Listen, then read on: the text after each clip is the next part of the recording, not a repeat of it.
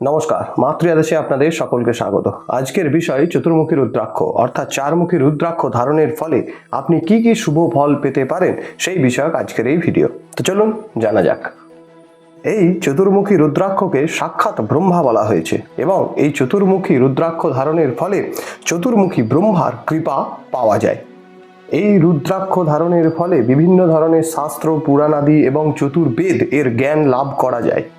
এই রুদ্রাক্ষ ধারণের ফলে ব্যক্তি দ্বিজ তত্ত্ব লাভ করে থাকে।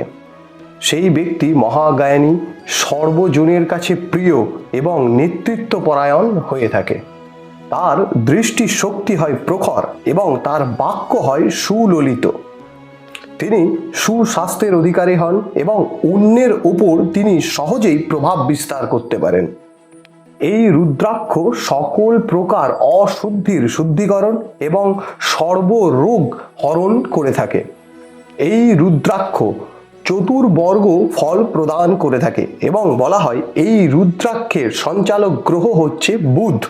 অর্থাৎ এই রুদ্রাক্ষ ধারণের ফলে আপনি বুধজনিত সকল প্রকার অশুভ যে সকল বুধের দোষ আছে তা খণ্ডন করা সম্ভব। এই রুদ্রাক্ষ ধারণের ফলে বুধ গ্রহের শুভ প্রভাবে আপনার শুভ জ্ঞানের উদয় হয়ে থাকে। বলা চলে এই রুদ্রাক্ষ ধারণের ফলে বিভিন্ন ধরনের শাস্ত্র, জ্যোতিষশাস্ত্র এবং গণিত শাস্ত্রে জ্ঞানের বিকাশ হয়ে থাকে। বিশেষত ছাত্রছাত্রীদের জন্য এই রুদ্রাক্ষ ধারণ খুবই উপকারী হয়ে থাকে।